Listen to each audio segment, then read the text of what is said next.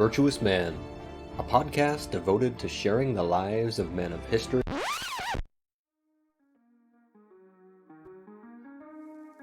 Welcome to Loose and Unscripted, an inside look at Season 1 of the Virtuous Men Podcast. I'm Jamie. I'm Scott, and we are the creators of Virtuous Men.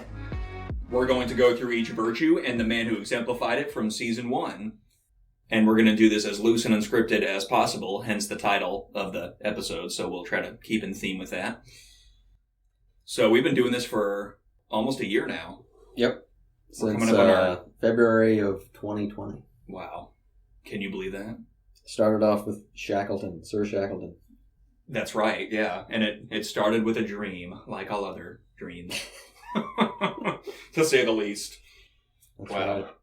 I know, I was looking back over so you know how we have that Google Doc where we put all of the posts that we've written and we kind of just have them stacked up like that. Mm-hmm. That's practically a novel in and of itself right there. Because it's like... Oh, yeah. Like, every time I open it up, it's like page 1 of 55 or something. It's like, holy cow. Like, we actually have done quite a bit. Yeah. Quite a bit of writing there. We should probably start another one for season 2. Or for year 2, I should say. That's true. Well, or we need to just quit our jobs and do this full time and get used to living under bridges and stuff. So, we're going to go through season 1 of the podcast, episode by episode. We'll talk about why we wrote it, what our inspiration was, and any interviews we did. We had interviews for 3 of the 5 episodes. And yeah, just as Scott said, this is going to be as loose as unscripted as possible. So episode 1 was Da Vinci. That's right. And you picked that one, Scott, and you wrote it. And we got the interview with Martin Kemp, which was very fun. That was in the early days of COVID, in April of, now last year, since it's 2021 when this is recorded. Yeah, I don't think COVID had spread super far yet, but it was still it was becoming a hot topic. It was like an uh-oh moment of the year, and we didn't know what was going to happen. It was funny, though, like whenever you...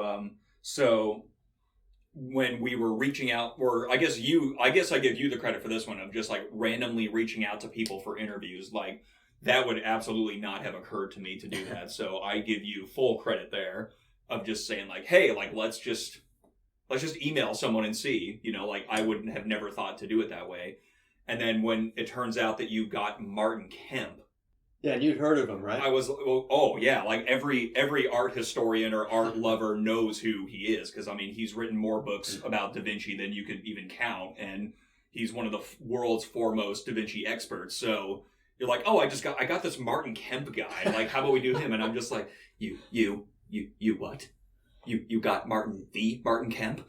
Yeah, full disclosure, I went on Google and researched experts on Leonardo da Vinci. And he was the first one that popped up. I'm like, okay, I'll see if I can get an email address for this guy to contact him. I did, and he got back to me like 2 days later with, yeah, sure. It was probably like, I'm not doing anything since I can't leave my home at the moment, so why not? Well, he also had mentioned too that he wasn't teaching full time anymore because he was from I forget which university he was once a professor at, Oxford, I believe. I think it was Oxford. Yeah, he had. Said that he was retired, so he had a lot more time to do something like this, and it was a great interview, despite the fact that I remember neither of us had a Zoom account, so it ended at 30 minutes, and just totally shut off before, like right in the middle of him talking. And thankfully we finished the interview like right on the dot practically, so that was a relief there, but. It was also interesting, too, because it was 1 o'clock in the morning for us and like 9 in the morning for him. So we both had to work the next day. So it was like, I basically was spending the whole night trying to stay awake. I'm just like, what can I do to come off like I'm actually alive during the interview? But it worked. I found a way. I persevered. That was cool. That was our first interview and our first episode that we wrote. And it kind of got us into a good groove, I think, because it was a really important moment, I thought, in the project, because we realized that, hey, we we can just email random people that we don't know, and they're willing to help us out with this and share their knowledge. And it was a watershed moment for sure. It was encouraging. And pretty much ever since then, that's been our approach to doing the podcast episodes is, who can we interview? Like, before we even start writing, let's just seek some people out for interviews, because people are willing to talk. So all you podcasters out there looking for interviews, just reach out. You never know if they're going to say yes or no, but what have you got to lose? Right. So in writing episode 1, what inspired you to pick Da Vinci for one, and why the virtue of curiosity? Well, I think that was an obvious choice, because Da Vinci, they're practically synonymous with one another. Like, the more you read about Da Vinci, the more you realize his mind was so unstoppable. Like, the man could probably barely sleep. He probably had an insane amount of time trying to keep up with his own intellect, because he couldn't stop learning, and he was endlessly curious about everything. Like, you name it, he was probably interested in it. So, yeah, it was obvious. Like, yeah, it was obvious. And because curiosity we don't think of curiosity as being a virtue, despite the fact that it is. But so it was like a shoo-in, That was another thing that we wanted to do with this project. We didn't want everything to be obvious, So something that you wouldn't normally see as a virtue, well, we want to highlight that because it is a virtue, and there are men in history that have exemplified it, and who better for curiosity than Leonardo da Vinci? So to me, it was just obvious. Right, and this was something you were passionate about because you are an art lover and an artist yourself. I am something of a Da Vinci fan, yes. Except it always kills me, though, because my family and we went to Paris over 10 years ago, and I wasn't into art history then. And we ended up going to the Louvre, which is still hilarious to me because I'm the only person in my family interested in art.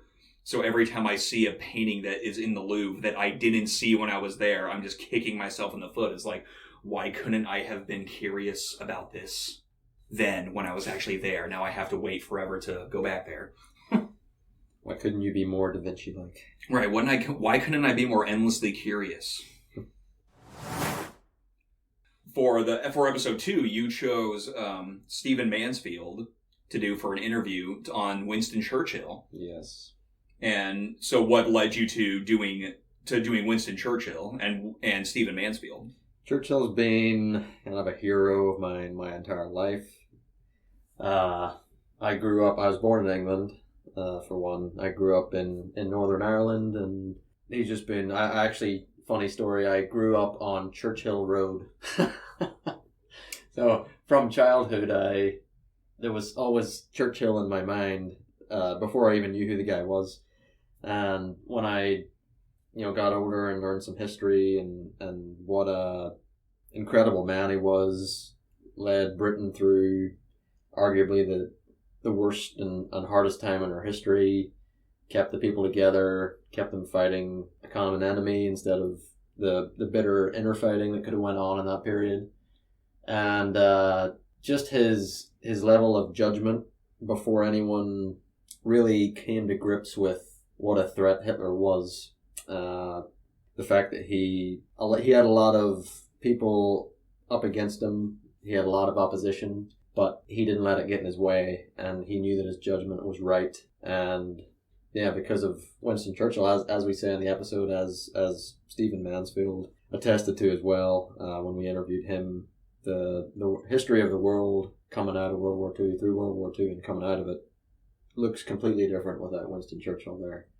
So that's why I picked him. He's always been an inspiration to me, and picking Stephen Mansfield was kind of an easy choice. It was my first choice, and as luck would have it, he was available, and this was, when we interviewed him, it was also kind of during COVID. It was in May, I believe, that we interviewed him of 2020, and just reached out to him. His assistant got back to me, and we took it from there, and really did a fun interview with him. He's a really fiery guy, good character, really good humor.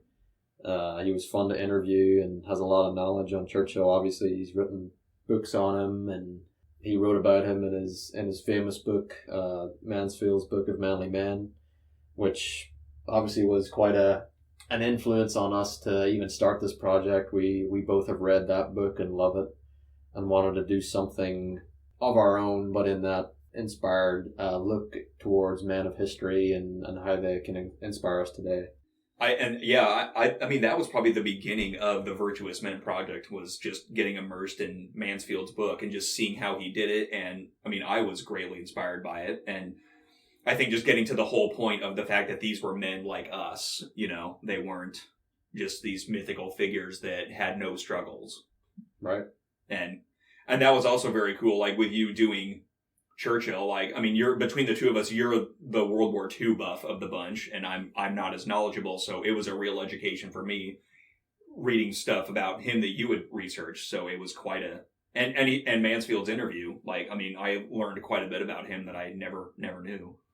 Something I really tried to do in that episode when I was writing it was not talk too much about World War II, because I feel like everyone kind of knows in a nutshell what Churchill did during World War II.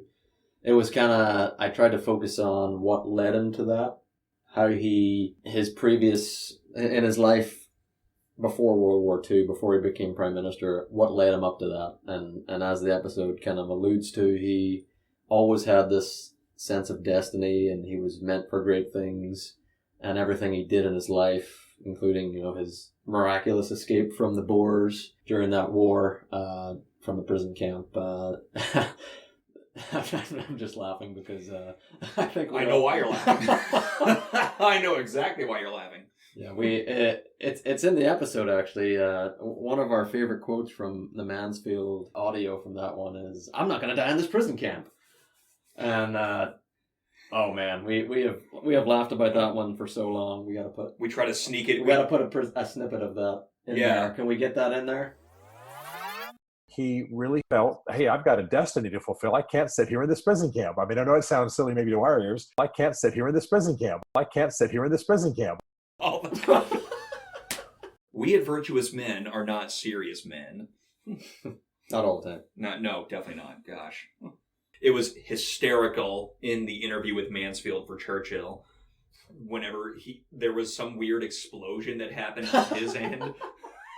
And like he was in the middle of talking about Churchill was in a prison camp and he still just had this great sense of destiny.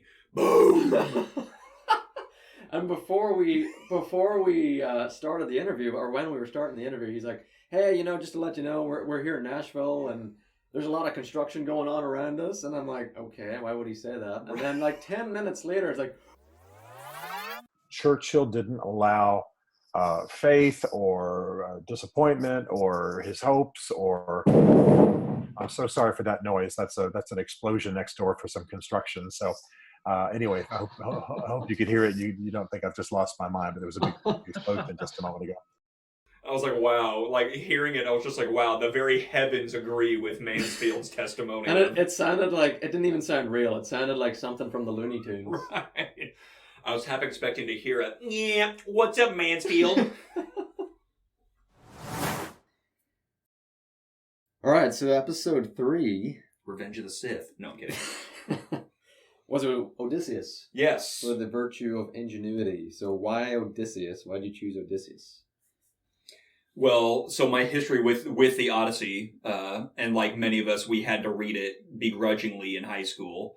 And, when you're assigned to literature in high school, you don't like it, even if you do like it, because it's assigned homework, and that instantly makes it less interesting. Correct. So, but, I mean, the Odyssey is one of the most influential works of literature ever written. It transcends its genre, and the fact that it's an epic poem, it has influenced innumerable works. And, but a lot of them, whenever you talk about stuff related to the Odyssey, they don't tend to talk about the character of Odysseus that much, at least from what I've read. I mean, there's probably lots of scholarly works that go into that, but stuff that I've encountered didn't really focus on his character. And then many, many years later after high school, I came across this really fantastic series by the History Channel called Clash of the Gods.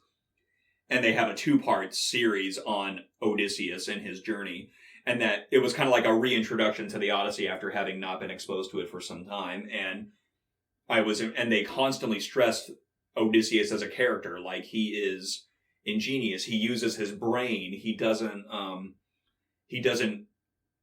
he thinks before he acts. He doesn't just charge in there like the men that are under his command, and it kind of, and that's a through line through the whole story. Like, he never seems to waver in the fact that his brain is always working. He's always thinking of solutions. And I think it's another one of those virtues that isn't really highlighted. Like, when you think ingenuity, you don't think of that as being a virtue that a man would exemplify throughout his life. Because I think just when we think of virtue in general, there's so much that we don't think about.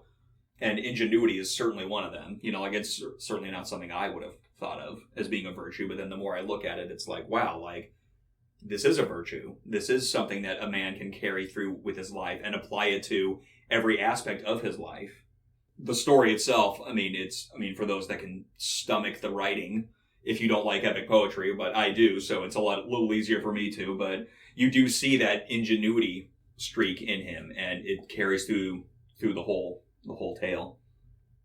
Right, and you kind of point out the ingenuity is like an example. It's not just going with your first instinct and doing that, right? It's actually thinking about the problem and coming up with a ingenious solution to solve the problem that's out of the box and it's not expected, and it can't be kind of defended as easily as your gut reaction would. Exactly, right. Well, and the Trojan horse is a perfect example of that. Like, it doesn't get more unorthodox than that, and yet it wins the war. Or then the episode with the Cyclops, perfect example of that. Like, I remember in the story, like, whenever they're trapped, and for those of you that remember the Odyssey, where they're trapped inside the Cyclops cave, he rolls a boulder in the entrance so they can't get out.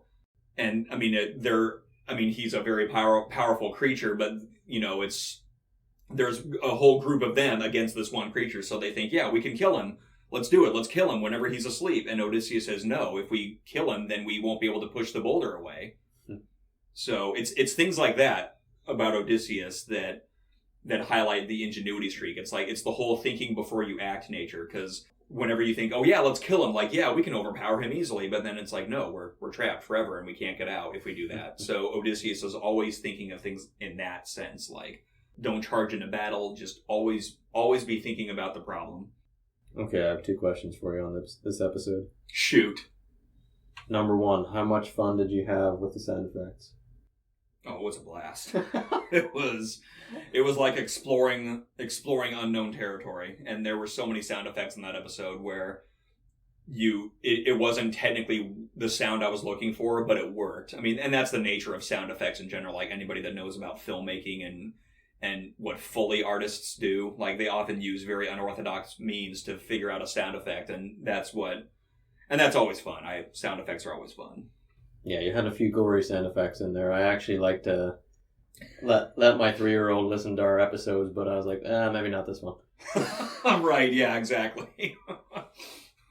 All right, and second question, who is Stephanie Einig? Stephanie Einig, the reader of portions of the Odyssey in the episode, happens to be my mother.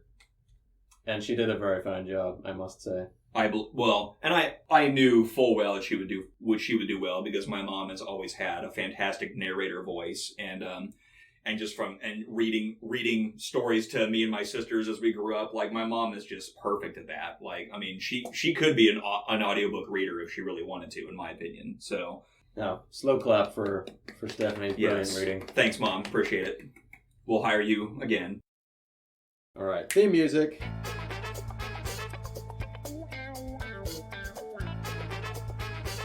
It is time for Season 1 Virtuous Men quiz. Are you ready?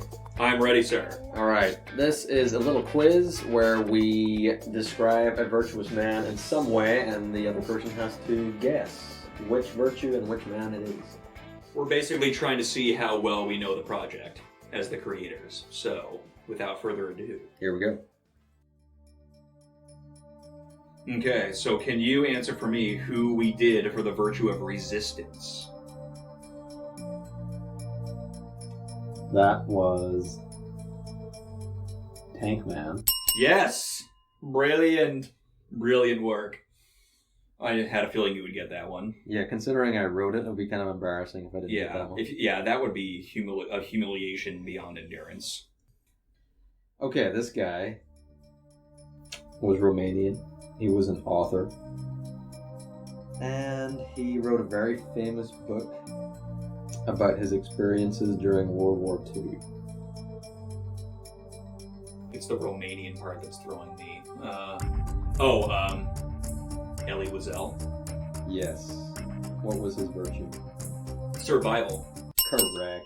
Well done. And for extra credit, the book that he wrote that was really famous was called Night. Wow. Now you're just showing off. Yes, that I read in high school. So, there we go. I feel proud of it. I know, there's a real theme of high school in this. Maybe we've never grown out of high school. Yeah, maybe not. Maybe we're just as immature as we were then. Yeah. All right, you're up. Okay, this is probably going to be way too easy, but I'm just going to do it anyway. I don't mind. Okay. He was the first person we ever interviewed. Okay, I see what you're saying. It's like, hang on, we didn't interview Leonardo da Vinci. Yeah, no, Or we didn't interview Shackleton. No, it's because they have the unfortunate prospect of being dead. Yes, so. That's true. Okay, it is Jordan Northrup. That's Major Jordan Northrup to you, sir. Sorry, Jordan. That's better. Or yeah, or just Jordan. No disrespect, man. And which virtue did he personify? The virtue of initiative. Yes, I'm wondering if you're peeking there. Yeah. I am not. I'm looking at the next one I'm gonna do, okay? Okay, this man has a very unique nickname. He is a television star, and he was in the military. Does his name happen to rhyme with Gare Grylls? Maybe. Or Bear Grylls, as some call him? For the virtue of? Optimism. Correct. Okay, we got one more. Okay, so this figure right here is a major figure in American history. He didn't live past the age of 50. And a lot of mythology has built up around this person over the years, to the point where the myth and the man kind of get mixed up, to the point where you can't even tell what's true and what's not. I'm gonna go with Davy Crockett. Gosh, this is way too easy. Which virtue did he personify? See, that's what I'm worried about right now. Which virtue now? Come on now. Davy Crockett. There's a possibility that you're on the right track. I'll go with boldness. No, unfortunately. Would you like to know? Courage. It's like you were off by one letter, but... Wow. Okay, you are... I guess I win this round. Yay. So what do I win? This just shows you listeners how much which one of us has more free time.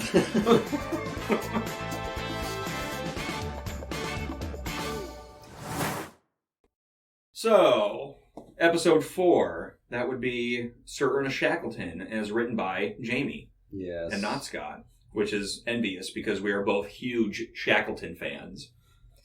So what drew you to Shackleton?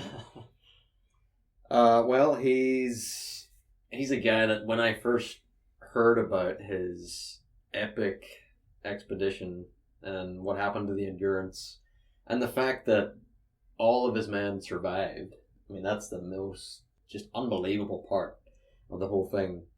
I think, along with Churchill, he's up there with one of my greatest heroes of history. And I think I got pretty lucky this season because I got to write about 2 of my heroes. But just Shackleton's leadership, I think that's something that obviously his entire expedition and his entire life really exemplary of his leadership and what leadership really is. And I tried to really touch on it in the episode that his leadership was all about putting his men first and being, very much a servant leader, but also he was the boss. I mean, they even called him the boss. And that wasn't out of a fear that they would be disciplined if they didn't. It was out of a respect.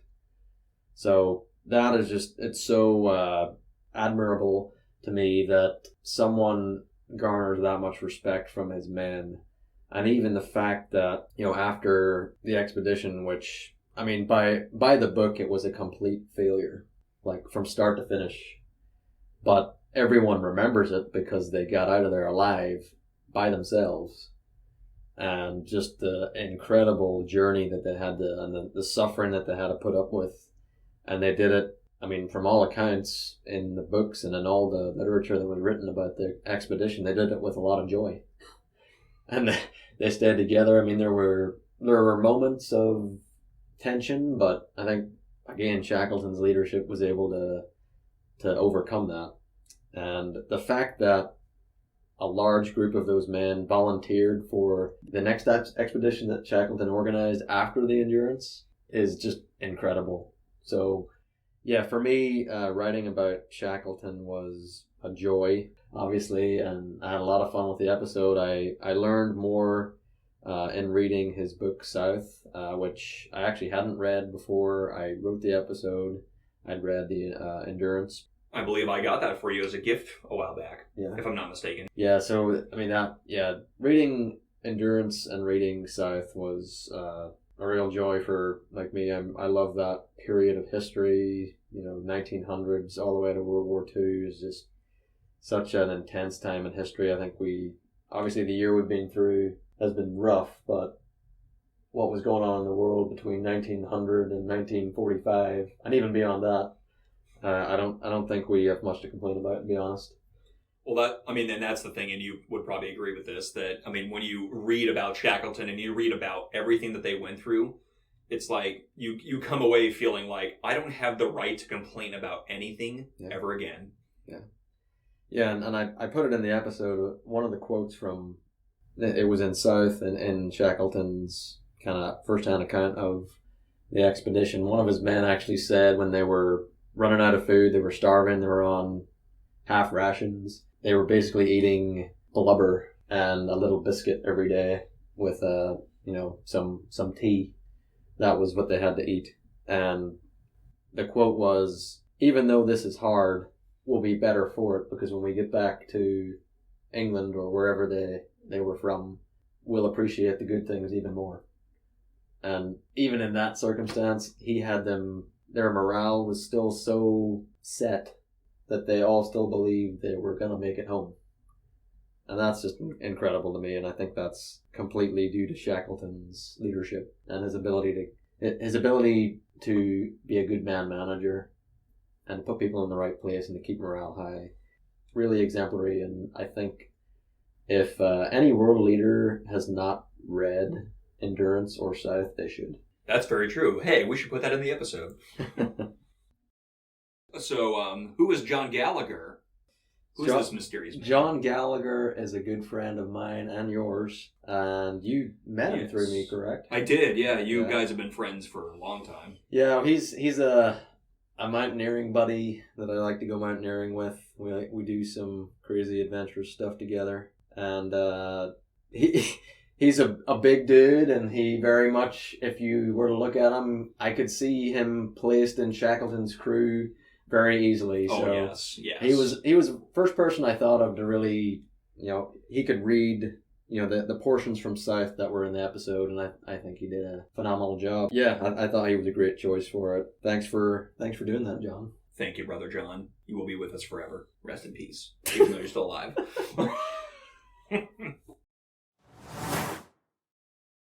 All right, so episode 5, the final episode of season 1, was George Washington Carver. That is correct. For the virtue of innovation. So that is also correct. Why George Washington Carver, and just talk about writing the episode. Well, Carver was interesting too, because I can't remember at what point in the Virtuous Men project we were both doing this, but it was, I want to say it was kind of toward the beginning, where I was racking my brain trying to think of men that we could do. This was before we had even really started the project. I was just trying to think to myself, like, who could we do for this project? And at that time, I had been thinking of Leonardo da Vinci for curiosity. I recalled reading somewhere that George Washington Carver was considered by some to be a black Leonardo. And so that kind of got my wheels turning. I was like, ooh, let me look into this guy a little bit more. And the more I read about him, the more I realized that is not really a true statement. That doesn't really do his legacy justice, but he was innovative. And I think it's another one of those virtues that you don't think of as being a virtue. Like when you think of virtue, you don't think of something as obscure as innovation. Like you think of like Shackleton with leadership.